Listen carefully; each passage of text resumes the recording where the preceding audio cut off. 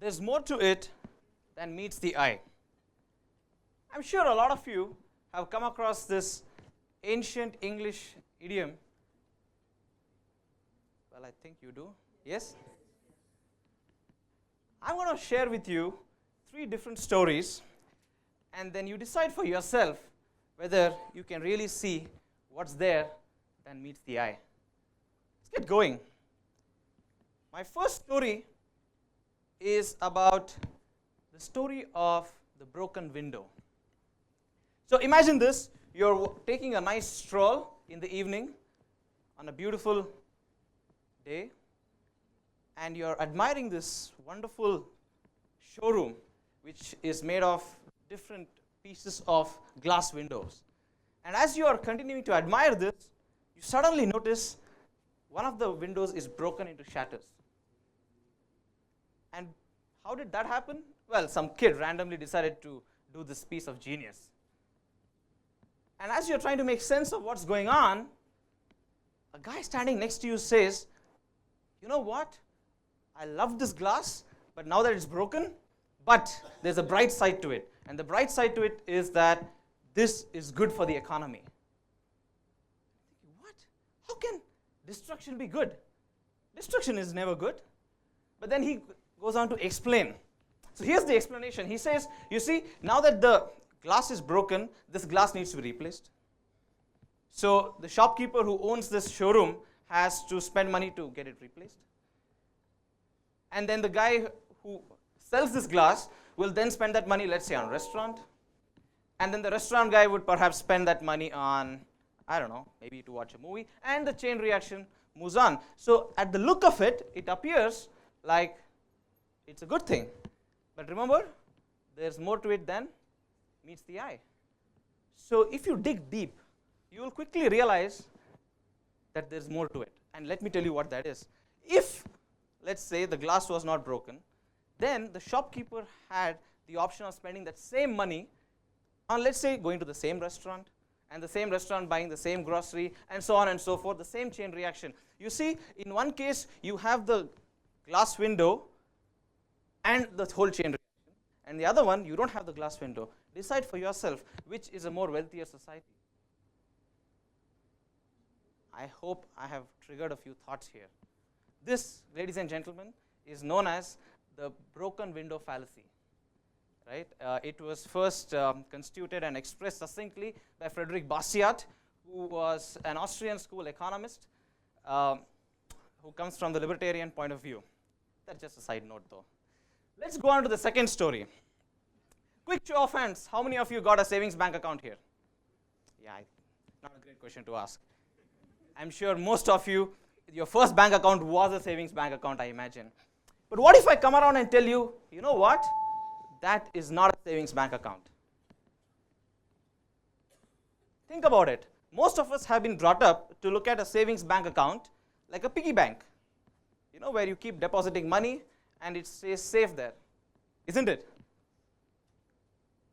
But think about it. Does the piggy bank pay you interest? But the bank pays you interest. You think they're doing charity? No. Most of us don't realize that when you open a savings bank account, you become a net lender to the bank. You are a creditor to the bank.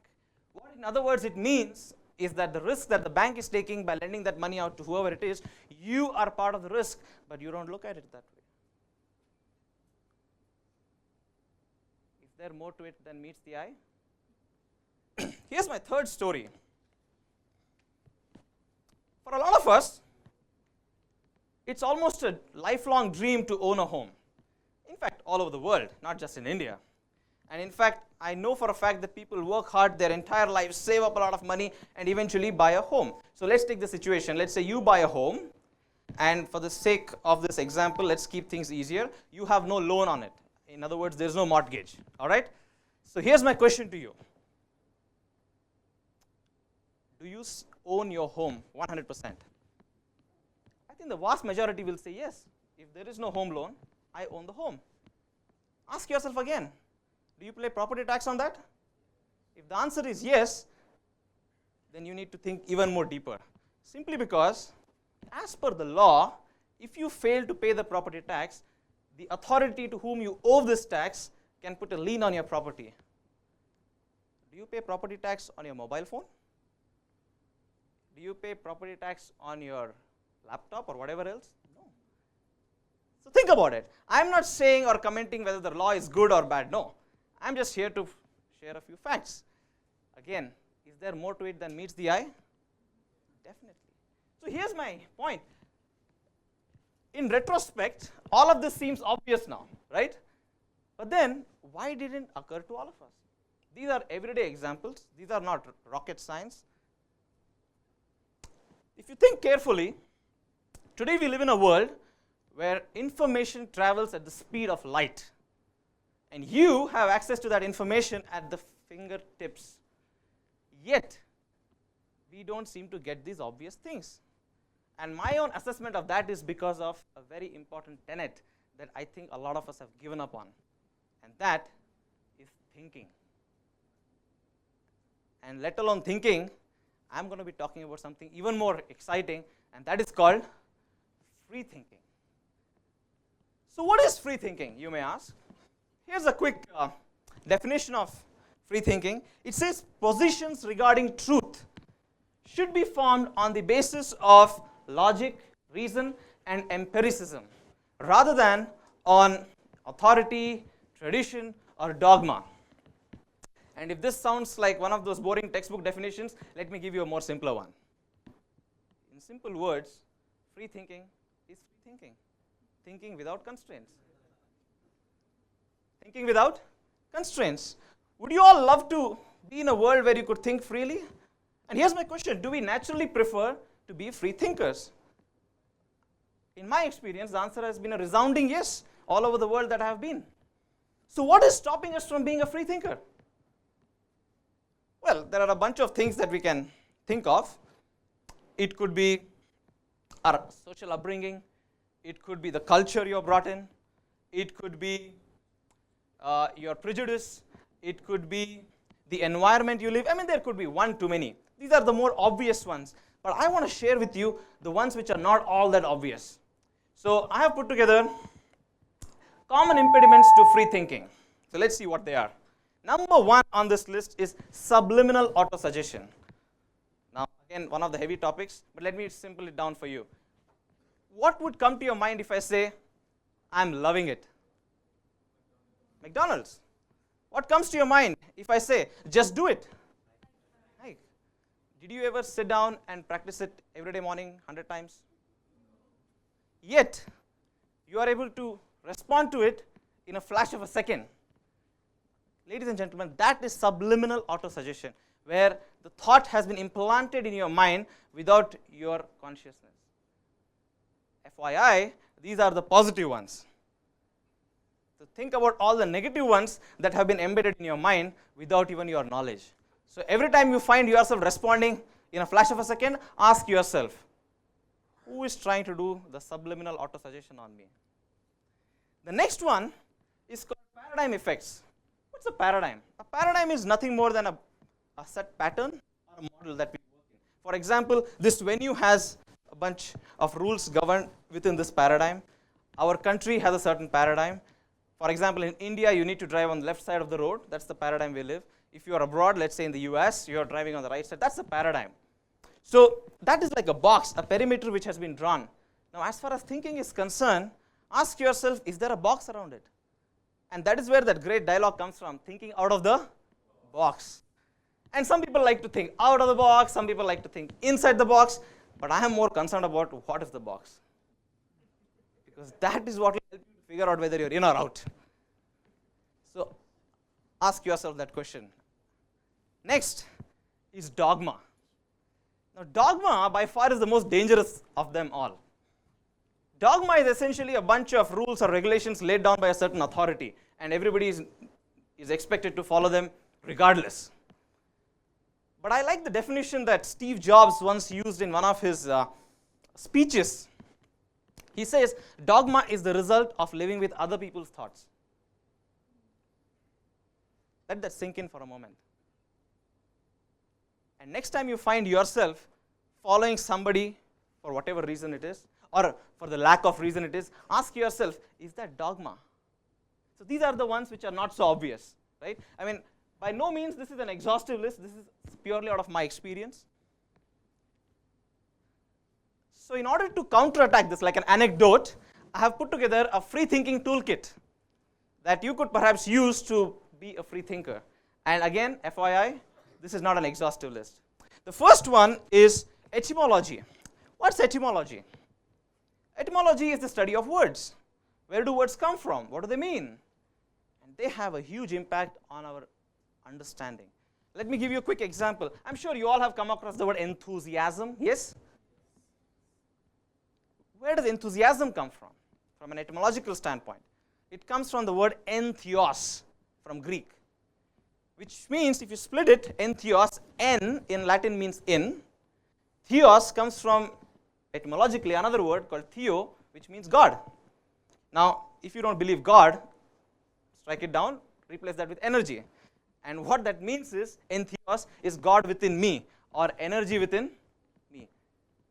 Do you think you have a new perspective towards the word enthusiasm now?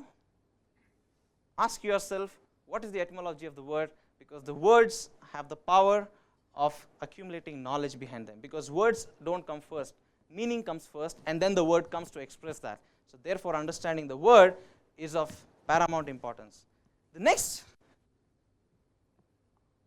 arrow on the toolkit is the art of questioning. Voltaire once said, he was a great French philosopher, judge a man by the questions he asks and not the answers he gives. Or to be more precise, judge a man by the questions he asks and not his answers. If you want to get the right answer, you need to ask the right question. And in fact, Toyota very famously created this model to figure out what is the real problem and to find real solutions, the root cause, as they say. It's called the 5 whys. Keep asking why 5 times on the same subject. By the time you get to the 4th and 5th why, you not only understand the problem very well, you probably will also find the solution to it. My next arrow on the toolkit is figure out what is the thought behind the thought. Just as the way for every action there is a sub-action, for every thought there is a sub-thought. So for example, we are all used to using a lot of internet services like Google, Facebook, and most of them are free for us. We don't pay for them. Is that right? But then, how do these companies survive then? How do they make money? A lot of us don't think about it. But if you think about it, you will quickly realize they are not selling their platform or services or products, they are selling you. And they're selling your data. Now again, I'm not saying that's a bad thing. All I'm saying is you should know what's going on. Free thinking is all about removing the clutters and seeing for what things really are. And here's my last one, and my personal favorite is epistemology. What does epistemology mean? Epistemology asks the great question, how do I know that I know? For example, if I ask you what is the color of the seat that you're seated on, you would quickly say orange. But how do you know it's orange? You would probably say, oh, I was taught that in school. How does the school know? Oh, the book that is prescribed to us says this is orange. How does the book know? The author knows so. How does the author know? Well, he learned it in his school. And you can keep going on this journey until you have to come to a point where you have to say that this is a self-evidencing truth. In simple example, if I have to take one more, if somebody asks you, prove there is sun, S-U-N, the easiest answer is just take a walk out. And since it's daytime, you would probably find sun. But if he says, no, prove sun to me, you cannot take a torch and point out to the sun. You can see the stupidity in that approach. Because sun is a self-evidencing truth. So please try to understand what is the epistemological origin of anything that you are told or anything that you are taught. And if you think you have never done this before, let me give you an instance in your life when you have done this. Back when you were in high school, I think most of us studied geometry. And in geometry, one of the common axioms to be proved to be theorem was prove that diameter is 2 times the radius. And as you started to work on the proof, one of the first lines you wrote in that was assumption. Is that right?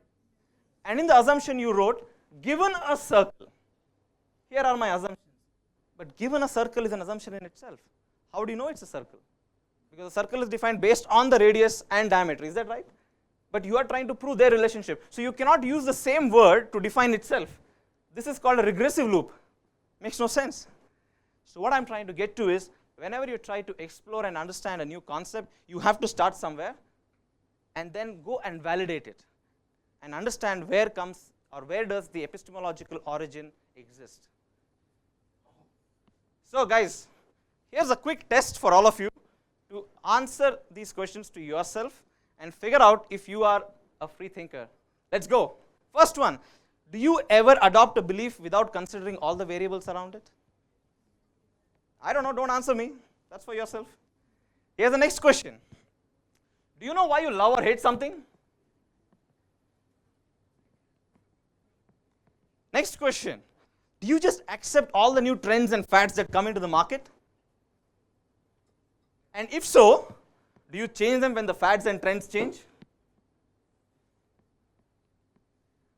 I'm not going to give any response to any of this. It is for you to contemplate and think.